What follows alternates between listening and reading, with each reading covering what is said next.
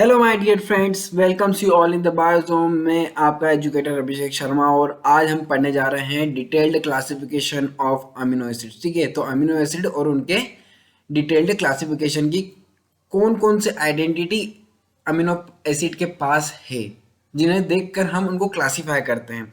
मतलब कि मान लीजिए कि ग्लाइसिन के पास कौन सी आइडेंटिटी है जो कि वो अलग है एलेनिन से या दूसरे अमीनो एसिड से, और किस तरह हम उनको पहचान पाते हैं।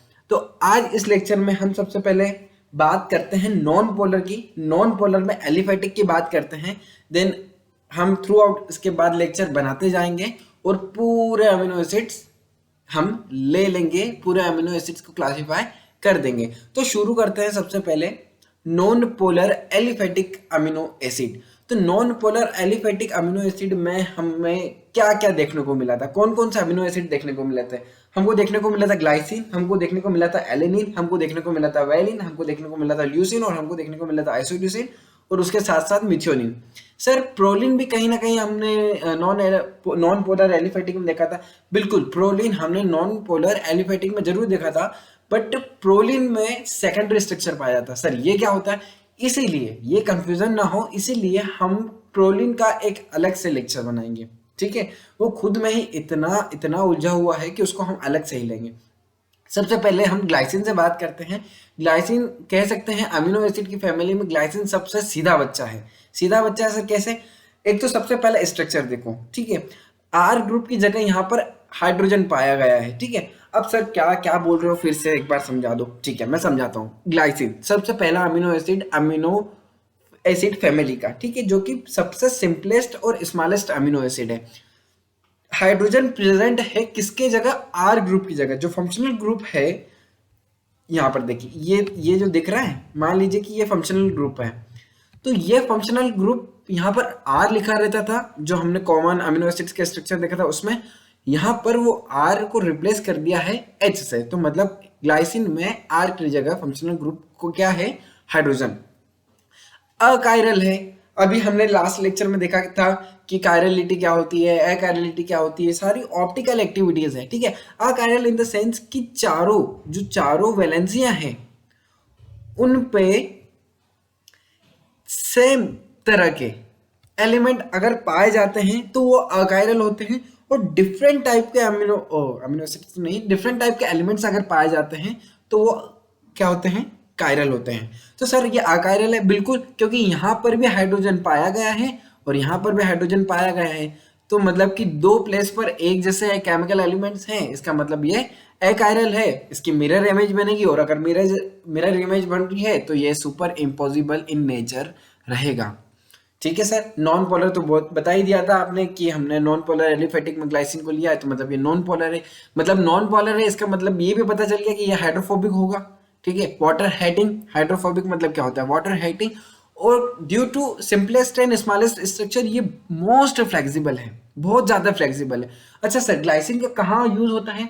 तो जब हम ना बीटा टर्न पढ़ेंगे, अल्फा हेलिक्स, बीटा शीट और एक बीटा टर्न होता है। बीटा टर्न में ग्लाइसिन को हम पढ़ेंगे। बीटा टर्न में ग्लाइसिन प्रेजेंट रहता है क्योंकि, अब सर क्योंकि मैं सब ही बता दूंगा तो फिर हम प्रोटीन में क्या पढ़ेंगे। आगे आते हैं, एलेनिन की बात करते हैं। सेम ग्लाइसिन जैसा एलेनिन भी एक स्मॉल अमीनो एसिड है, बट सिंपलेस्ट नहीं। ठीक है, ये कॉम्प्लेक्स है, ग्लाइसिन है।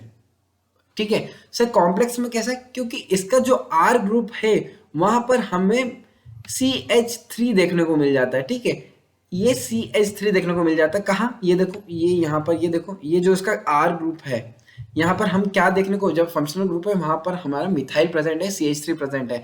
अब सर मिथाइल प्रेजेंट है मतलब कि चारों अलग अलग हो जाएंगे, बिल्कुल अलग अलग हो जाएंगे। ये यहाँ पर CH इकट्ठा लिख दिया है, आप इसको ऊपर भी लिख सकते हैं। ठीक है, यहाँ पर बनाकर H यहाँ लिख सकते हैं। तो मतलब चारों, एक तरफ COOH, एक तरफ CH3, एक तरफ NH2 और एक तरफ H है। मतलब चारों जो उसकी वैलेंसी हैं उस पर अलग अलग केमिकल एलिमेंट्स हैं। इसका मतलब क्या हुआ? ये हुआ कायरल। और कायरल होते ही ये क्या हो जाएगा? इम्पॉसिबल हो जाएगा और नॉन मिरर इमेज हो जाएगा। ये तो बाय डिफॉल्ट आप समझते जाइएगा। सर नॉन पोलर है मतलब हाइड्रोफोबिक अमीनो एसिड होगा। बिल्कुल, ये एलेनिन भी नॉन पोलर है, इसका मतलब ये हाइड्रोफोबिक इन नेचर होगा। ठीक है, अब हम बात करते हैं वैलिन, ल्यूसिन, आइसोल्यूसिन और मिथियोनिन की। काफी मजा आएगा मिथियोनिन में। ठीक है, और बाकी तो हम देख ही रहे हैं ना, बट मिथ्योनिन पे ज़्यादा हमें फोकस रखना है। ठीक है सर, वेलिन की बात कर लेते हैं। ये भी एक स्मॉल अमीनो एसिड है, ठीक है, बट थोड़ा सा कॉम्प्लेक्स है, किससे, ग्लाइसिन से और एलेनिन से। ठीक है, जैसे जैसे हम आगे बढ़ते जाएंगे वैसे वैसे कॉम्प्लेक्सिटी जो होती है वो भी बढ़ती जाएगी। तो वेलिन स्मॉल अमीनो एसिड है, ब्रांच्ड है, देख रहे होगे ना ब्रांच, देखो यहाँ मिथाइल, एलेनिन में सिर्फ मिथाइल था, यहाँ पर एक और मिथाइल आ गया है। ठीक है, तो क्या हो गया, थोड़ा सा ब्रांच्ड अमीनो एसिड हो गया है। वी इन शेप, जब इसका आप ना सिंपल स्ट्रक्चर ड्रॉ करेंगे वहां पर आपको देखने को मिलेगा कि ये वी शेप्ड में आएगा। ठीक है, इसकी पहचान ही यही है कि वेलिन वी मतलब V in shaped, valine V से शुरू होता है और वी इन शेप्ड भी होता है। आर इज आइसोप्रोपाइल, आइसोप्रोपाइल मतलब डबल मिथाइल। ठीक है, तो फंक्शनल ग्रुप क्या है यहाँ पर, आइसोप्रोपाइल है। जब चारों केमिकल एलिमेंट अलग अलग जुड़े हुए हैं, मतलब कायरल है, नॉन पोलर में तो पढ़ ही रहे हैं, और अगर नॉन पोलर है तो बाय डिफॉल्ट आपको ये भी पता है कि ये हाइड्रोफोबिक इन नेचर, मतलब हाइड्रोफोबिक अमीनो एसिड है, पानी में नहीं घुलेगा। सर ल्यूसिन की बात कर लेते हैं। जैसे मैं हमेशा बताते आ रहा हूँ कि ल्यूसिन और लाइसिन में हम बहुत कंफ्यूज होते हैं। ठीक है, तो मैं और बताना चाहता हूँ कि मैंने यहाँ पर हालांकि मैं पहले लेक्चरों में बता चुका हूँ कि ये 3 लेटर कोड और 1 लेटर कोड भी मैं लिखते जा रहा हूँ स्ट्रक्चर के नीचे, उनको भी देखते रहिएगा। जैसे वेलिन का मैंने VAL और V लिख दिया है। ठीक है, ल्यूसिन का भी वैसे LEU और ल्यूसिन, तो ल्यूसिन को L से और लाइसिन को K से डिनोट करते हैं। ठीक है, तो कंफ्यूजन होता है, बट धीरे धीरे जैसे प्रैक्टिस होती जाएगी वैसे वैसे हम अच्छे से पकड़ बनाएंगे किस पर, अमीनो एसिड पर। अच्छा, leucine R group in Y shape, जब इसका आप स्ट्रक्चर बनाओगे, बेसिक स्ट्रक्चर जो इसका होता है उसमें आपको देखने को मिलेगा कि ये वाई शेप्ड होता है। ठीक है, कायरल होता है क्योंकि चारों एलिमेंट जो उसके ब्रांच पे वैलेंसी पे जुड़े हुए हैं वो चारों डिफरेंट हैं। ठीक है, ब्रांच्ड है, ठीक है, ब्रांच्ड है तो मतलब सर ये वैलेंस से कॉम्प्लेक्स होगा, जी बिल्कुल वैलेंस से कॉम्प्लेक्स होगा। नॉन पोलर में पढ़ रहे हैं, नॉन पोलर का मतलब ही क्या होता है, हाइड्रोफोबिक अमीनो, नॉट अमीन, ये थोड़ा सा मिस्टेक हो गया है मेरे से, माफ़ी चाहता हूँ, बट यहाँ पर अमीनो आएगा तो यह हाइड्रोफोबिक अमीनो एसिड है। अब बात करते हैं आइसोल्यूसिन की। ल्यूसिन और आइसोल्यूसिन में क्या अंतर है सर, आइसोमेर है किसका, ल्यूसिन का, कौन, आइसोल्यूसिन, बिल्कुल बिल्कुल सही बात है। ठीक है, ILE से डिनोट करते हैं और इसका सिंगल लेटर कोड क्या है, I। ठीक है, R ग्रुप इन L इन शेप्ड। ठीक है, R group is L in shaped. ठीक है, स्ट्रक्चर नहीं, सिर्फ R ग्रुप। ठीक है, मतलब ये देखो, ठीक है, सिर्फ R ग्रुप, ये छोड़ दो, ये NH3 छोड़ दो, नहीं तो ये T बोल दोगे तुम इसको, इसको छोड़ दो, इसको छोड़ दोगे जब तुम, तो यहाँ देखो ये L इन शेप्ड हो गया। ठीक है, ये देखो हो गया ना। ठीक है, L इन शेप्ड आइसोब्यूटाइल ग्रुप, R में क्या होगा आपका, आइसोब्यूटाइल ग्रुप होगा, ब्रांच्ड है, 2 chiral centre, main most isoleucine have 2 chiral. हमारे 22 अमीनो एसिड या 20 अमीनो एसिड में हमें 2 ऐसे अमीनो एसिड देखने को मिलेंगे जिसमें 2 कायरल कार्बन होंगे। जिसमें एक भी कायरल कार्बन ना हो वो हो गया ग्लाइसिन, और जिसमें 2 कायरल कार्बन होंगे वो आइसोल्यूसिन, और एक हम आगे पढ़ेंगे थ्रियोनिन करके। ठीक है, अभी तो आइसोल्यूसिन की बात करते हैं। सर 2 कायरल कार्बन है, बिल्कुल 2 कायरल कार्बन है, यहाँ पर आप देख रहे होंगे। ठीक है, ये 1 और ये 2।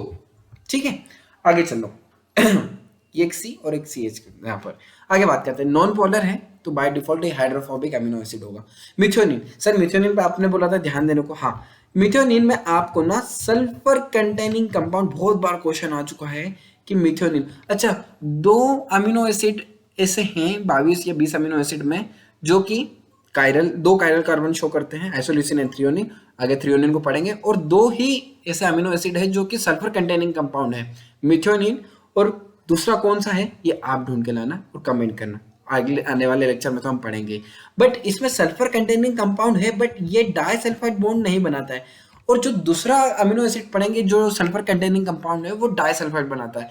तो ये डिफरेंस हुआ दोनों मिथ्योनिन और दूसरा जो सल्फर कंटेनिंग कंपाउंड है उसके बीच का डिफरेंस। ठीक है, तो मिथ्योनिन कभी भी डाइसल्फाइड बॉन्ड नहीं बनाता, बट सल्फर को कंटेन करता है, नॉन पोलर है, हाइड्रोफोबिक अमीनो एसिड है, और ऑक्सीडेशन में पार्टिसिपेट करता है, अंडरगो इन द ऑक्सीडेशन।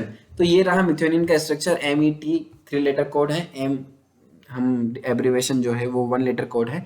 ठीक है, और ये सल्फर कंटेनिंग कंपाउंड है, ध्यान रखना बहुत इंपॉर्टेंट। ठीक है, तो सर इसमें स्लाइड में क्या इंपॉर्टेंट था, एक ये बहुत ज्यादा इंपॉर्टेंट है आइसोल्यूसिन, कारण क्या है इसका, 2 कायरल कार्बन।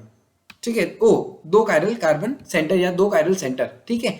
और मिथ्योनिन, मिथ्योनिन का क्या स्पेसिफिसिटी है, ये ऑक्सीडेशन में और डाइसल्फाइड, ठीक है, डाइसल्फाइड बॉन्ड नहीं बनाता है और ऑक्सीडेशन के में जाता है और सल्फर कंटेनिंग कंपाउंड है। 3 पॉइंट इसके बहुत इंपॉर्टेंट है, ठीक है। और आगे बात करते हैं तो glycine, glycine simplest and smallest amino acid है और ये फ्लेक्सिबल है। ये जो है ना, ये जो 4-5 पॉइंट जो मैंने बताया बहुत ज़्यादा इंपॉर्टेंट, बहुत ज़्यादा इंपॉर्टेंट है। तो यहाँ हमने पूरी बात कर ली है एलिफेटिक अमीनो एसिड की, non polar aliphatic amino acid की। आने वाला लेक्चर आपको aromatic, non polar aromatic amino acid के बारे में होगा। बहुत अच्छे से क्लासिफाई करके मैंने एक एक चीज बताई है और मैं आशा करता हूं कि आपको हर एक चीज समझ में आई होगी। तो बस अब जिसको जिसको जरूरत है उसको उसको आप सेंड कर दीजिए, शेयर कर दीजिए लेक्चर। आप भी पूरा लेक्चर देखिए, लाइक कीजिए, शेयर कीजिए, कमेंट कीजिए, सब्सक्राइब कीजिए और ज़्यादा से ज़्यादा प्यार दीजिए, सपोर्ट कीजिए। मिलते हैं नेक्स्ट लेक्चर में। धन्यवाद। जय हिंद।